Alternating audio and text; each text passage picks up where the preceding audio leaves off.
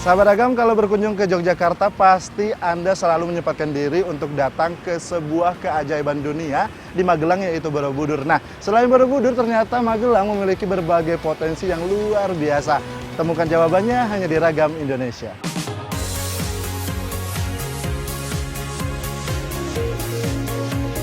Berjarak sekitar 1,5 jam dari Yogyakarta, saya memilih kota dan Kabupaten Magelang sebagai tujuan wisata saya kali ini.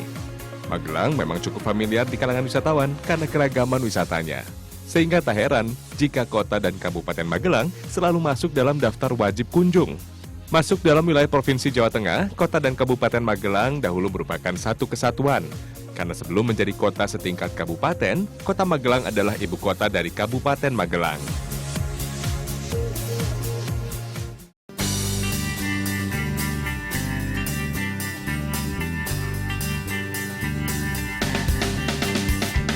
Sahabat Agam, bagi Anda yang ingin menikmati pemandangan ala Fort Everest di Eropa, tak perlu jauh-jauh karena di Magelang terdapat satu objek wisata yang menawarkan pemandangan yang begitu indah. Selamat datang di Hutan Pinus Kragilan.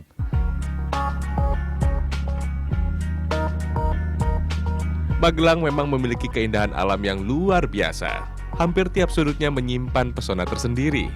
Hutan Pinus Kragilan atau lebih dikenal dengan Top Selfie Pinusan Kragilan merupakan salah satu objek wisata alam yang menawarkan pemandangan yang sangat eksotis. Berada di Kaponan Pakis, yang merupakan kecamatan paling ujung di Magelang, Hutan Pinus Kragilan selalu ramai dikunjungi oleh wisatawan. Hutan pinus ini terletak di lereng bukit yang tersembunyi dari jalan raya. Setelah masuk lebih dalam, saya menemukan sebuah jalan lurus menurun. Spot jalan inilah yang menjadi favorit wisatawan untuk mengabadikan momen dengan bidikan kamera. Memang, pemandangan yang ditawarkan oleh objek wisata ini yaitu jajaran pohon pinus yang tegak menjulang. Hutan Pinus Kragilan ini nampak begitu memesona. Berada di Hutan Pinus Kragilan, saya merasakan ketenangan karena jauh dari kebisingan. Suasana dan asri ditambah dengan udara yang cukup dingin kian menambah eksotisme Hutan Pinus Kragilan.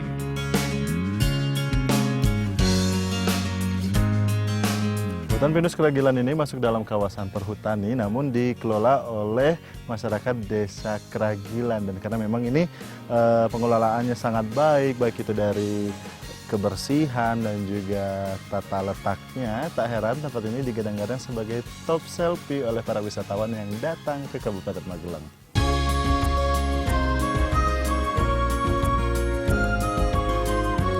Suasana tenang dan udara yang sejuk cocok untuk bersantai dari rasa penat.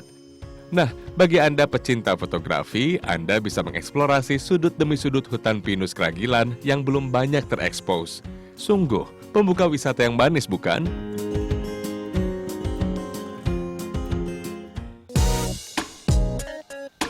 Sahabat Agam, masih ingat dong salah satu scene ketika Cinta dan Rangga menikmati sunrise di film AADC 2? Nah, setelah pemutaran film tersebut, tak sedikit dari wisatawan di Indonesia penasaran dan berkunjung ke tempat ini. Ini dia, Gereja Ayam.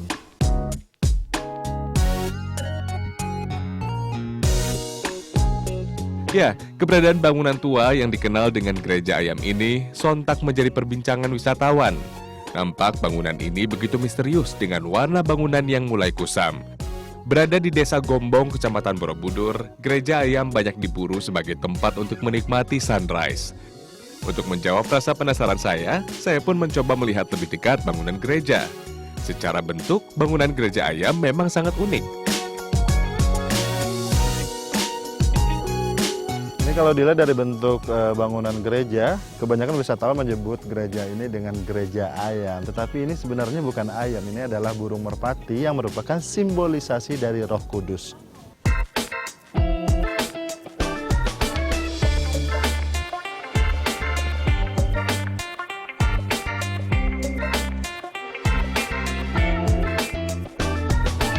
Gereja Ayam berada di salah satu punggung Bukit Manoreh.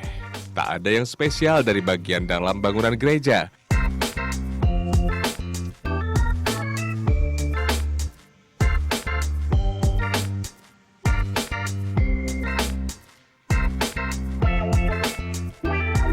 Namun ketika kita ke atas bangunan, bersiaplah akan sajian yang diberikan alam Magelang.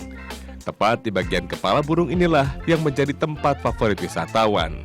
Di sini biasanya pengunjung dengan sabar menanti sunrise. Gereja Ayam sebenarnya merupakan rumah doa yang sudah terbengkalai sejak tahun 90-an karena sang pemilik gereja ayam yang kehabisan dana. Seiring berjalannya waktu, tempat ini pernah dijadikan sebagai tempat rehabilitasi untuk pecandu narkoba. Namun, karena tempat yang semakin tidak terurus, pada tahun 2000 gereja ayam resmi ditutup untuk umum. Hingga pada tahun 2016 ini, gereja ayam kembali booming dan menjadi salah satu ikon wisata di Magelang. Setelah beberapa lama menunggu, saya sepertinya kurang beruntung. Awan mendung menutupi mentari dari ufuk timur. Walaupun begitu, panorama di sekitar Bukit Menoreh tak kalah indah. Namun sayang, saya melihat hasil kejahatan vandalisme. Tidak sedikit dari bagian bangunan gereja yang dicoret-coret oleh pengunjung yang tidak bertanggung jawab. Terlepas dari itu, wisatawan bisa menikmati hamparan hutan tropis yang dihiasi oleh deretan rumah warga. Di balik bangunan yang sedikit mistis, siapa sangka jika gereja ayam menyimpan pesona yang luar biasa.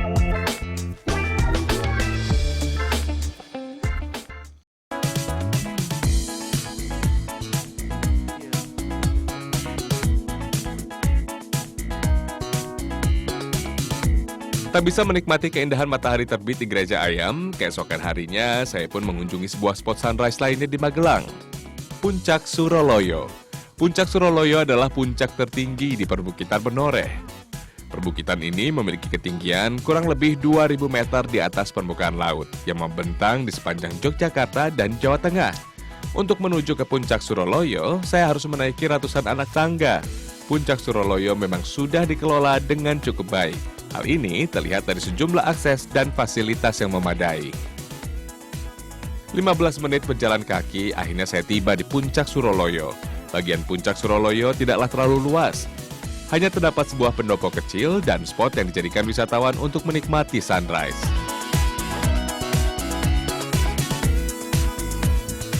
Nah, ini dia momen yang ditunggu-tunggu oleh para pengunjung yang ada di Bukit Suroloyo ini, yaitu menanti sang raja siang yang muncul dari balik horizon. Dan kenapa tempat ini disebut dengan negeri di atas awan? Karena memang kita bisa melihat hamparan pemukiman warga yang ditutupi oleh awan. Ini luar biasa, Indonesia juara.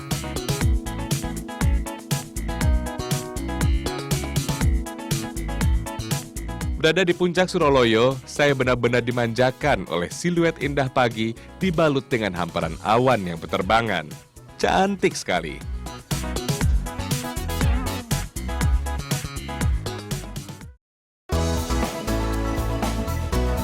Magelang tidak hanya menyimpan objek wisata dan eksotis saja. Terdapat sejumlah wisata alam dengan sajian dan menakjubkan. Curug Silawe terletak di sebelah barat daya Kabupaten Magelang. Curug Silawe masuk dalam daftar wisata andalan di Magelang. Sulitnya akses menuju Curug Silawe membuat air terjun ini sedikit tersembunyi keberadaannya. Namun, hal ini justru menjaga kondisi curug masih alami. Untuk bisa mencapai air terjun Silawe, dari pintu masuk air terjun, saya harus berjalan kaki melintasi jalan setapak.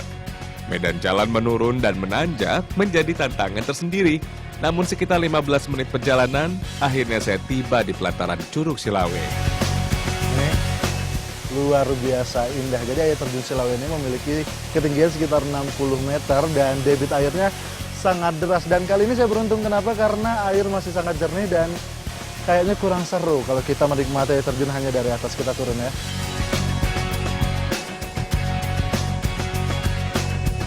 Curug Silawe terletak di Dusun Kopeng, Kabupaten Magelang. Udara sejuk ditambah dengan uap air yang berterbangan membuat Curug Silawe kian memesona. Ini sebenarnya air terjun Silawe ini terbagi menjadi dua, yang itu yang pertama ini air terjun Silawe dan sebelah sana air terjun Sigong. Dan karena memang saya datang pada hari kerja, jadi suasana sangat sepi, tapi nggak apa-apa karena ini adalah waktu yang tepat untuk bisa menikmati segarnya air terjun. Kita ke sana.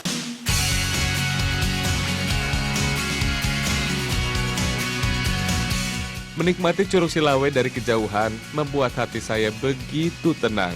Curug Silawe benar-benar menyajikan keindahan alam yang begitu nyata.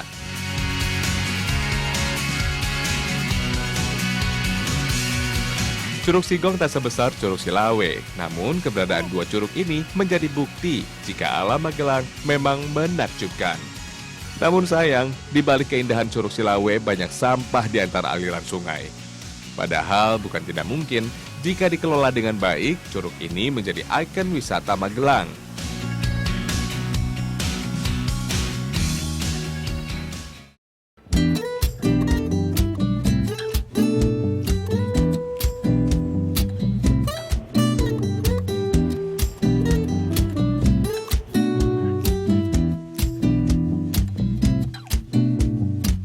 Kabupaten Magelang tidak hanya terkenal dengan keindahan alamnya saja. Tepat di Kecamatan Muntilan terdapat sentra kerajinan batu. Dan setelah ini saya akan mengajak Anda untuk bertemu pengrajin batu dan melihat bagaimana proses pembuatan kerajinan batu.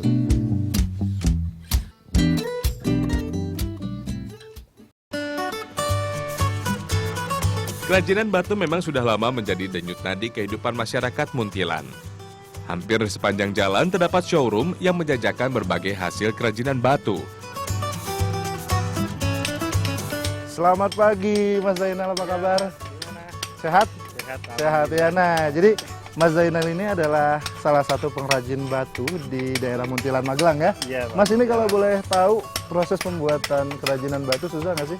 Enggak, kalau sudah belajar berapa Tapi jam aja bisa. yang pasti butuh keahlian khusus ya.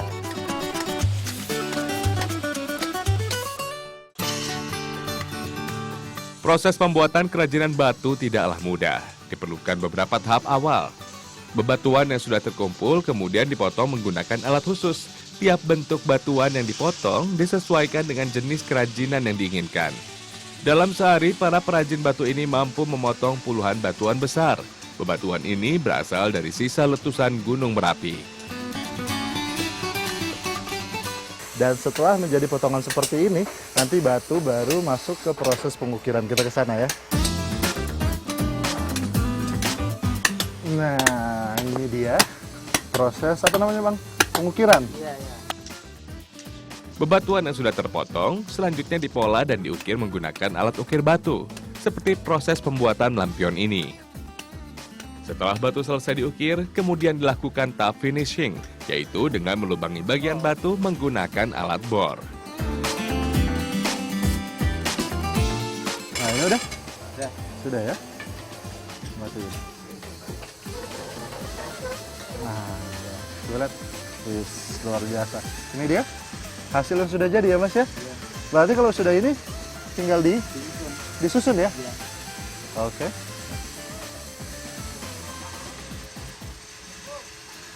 Coba ke sana ya.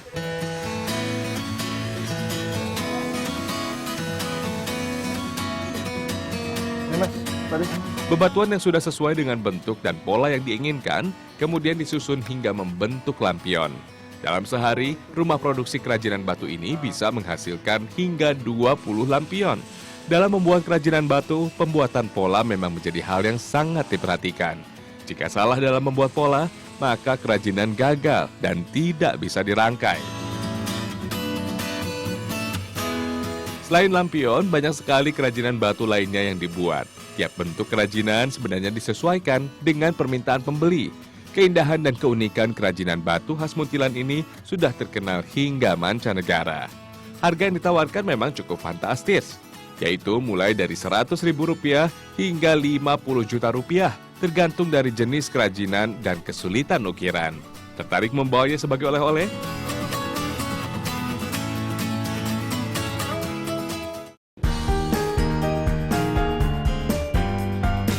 Mengunjungi suatu tempat kurang lengkap rasanya jika tidak mencoba sejumlah kuliner yang ada.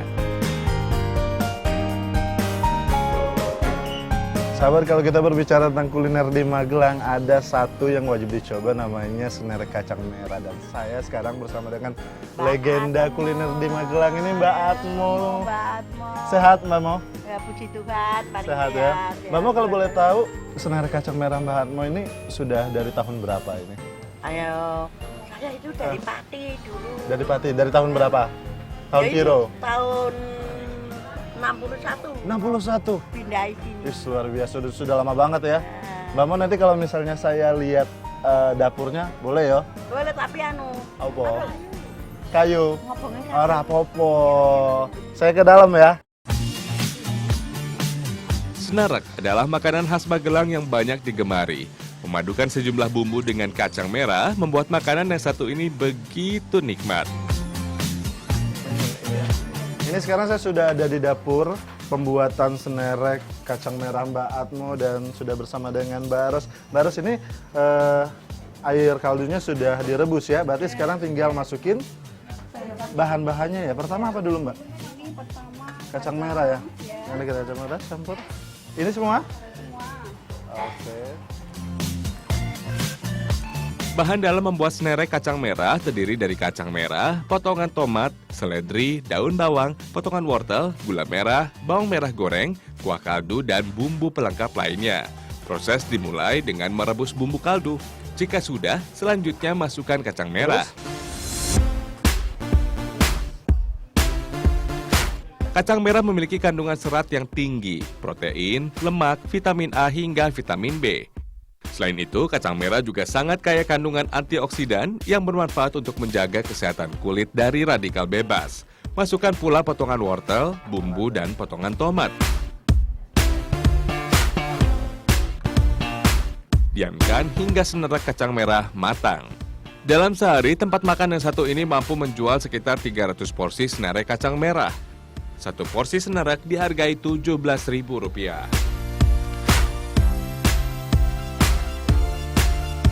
Ini sudah harum ya? sudah. Sudah matang ya. Saya boleh cobain Mbak? Boleh. Boleh ya? Mau pakai Ini, apa ya? ini kalau makan pakai apa sih? Pakai nasi ya? Iya pakai nasi. Oh, pakai nasi. Saya mau dong. Nasi mau pakai apa? Nasinya pakai Pakai itu ya? sop, babat, ayam. Pakai ayam atau deh. daging. Pakai ayam. Ini biasanya dicampur sama kayak Oh, dicampur sayur juga. ayam. Nah, ternyata ada kondimennya selain ada apa namanya tadi? Iso, ayam, babat, terus ada sayurannya juga. Ada toge sama apa namanya? Bayam. Bayam ya. Iya. Boleh deh, Mbak? Ya. Ini kasih apa? Kasih ayam? Ayam deh. Nah, ini harum banget. Senerek kacang merah memang paling pas disantap bersama dengan nasi panas.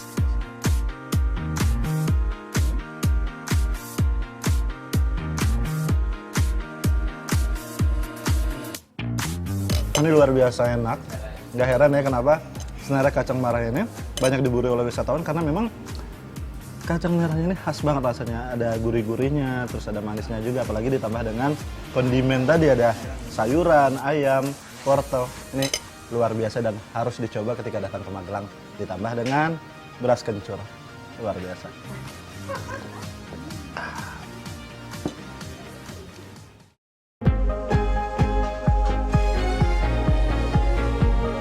Satu kuliner lagi yang wajib dicoba di Magelang, wedang kacang.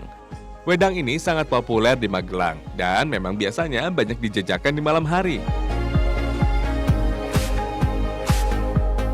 Saya pun penasaran dan memesan satu porsi wedang kacang. Wedang kacangnya sih ya. Satu porsi wedang kacang dibanderol seharga Rp7.000.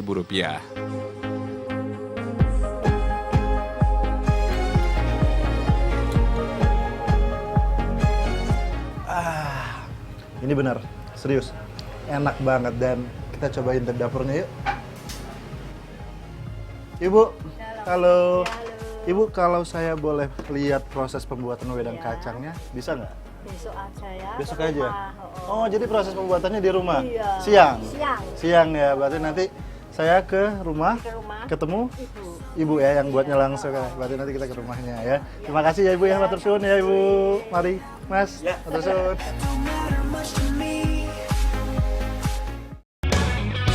Keesokan harinya, saya memutuskan untuk menuju ke rumah pembuat wedang kacang dan bertemu dengan Ibu Gustin. Sahabat Agam, Indonesia adalah negara dengan keragaman kuliner yang sangat luar biasa. Hampir dari semua tempat itu memiliki kuliner yang harus dicoba. Nah, kali ini saya akan membuat wedang kacang. Nah, sebenarnya wedang kacang ini adalah makanan khas Solo ya, Ibu ya. Tapi di Magelang ini sudah melegenda. Ini sekitar 34 tahun lalu ya. 34 tahun lalu Ibu ini sudah berjualan wedang kacang ya, Ibu ya. Pembuatan wedang kacang tidaklah sulit. Menggabungkan sejumlah bahan dasar mulai dari kacang tanah dan gula menjadikan olahan yang satu ini memiliki cita rasa yang nikmat. Kacang yang sudah siap selanjutnya disiram dengan air panas. Proses ini bertujuan untuk mempermudah dalam pengupasan kulit biji kacang nantinya. Ibu Gustin, ini wedang kacangnya dijual jam berapa ini? Setengah 6 sore? Sore, Sampai jam? jam 9, Sampai jam 10 paling Oh gitu, karena memang wedang dijualnya harus sore ya? sore. Sore ya? Panas. Panas-panas ya. Nah, wedang kan identik dengan yang hangat-hangat. Jadi memang paling cocok disantap pada saat sore hari dan malam hari. Dan ini makanan biasanya paling disukai sama orang-orang yang sudah tua ya, lansia. Tapi anak muda juga banyak yang makan ya.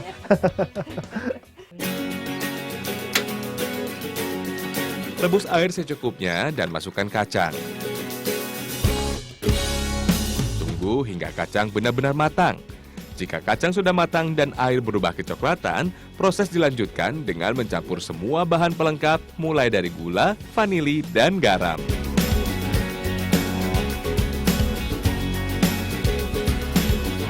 Ini sudah harum banget, Bu. Sudah matang? Makan jika siap disantap. Siap disantap. Saya cicip boleh, Bu? Boleh ya. Panas sekali. Panas nggak? Cicip. Oh. Enak tenan. Sekarang kita matiin, kita angkat ya. Ya.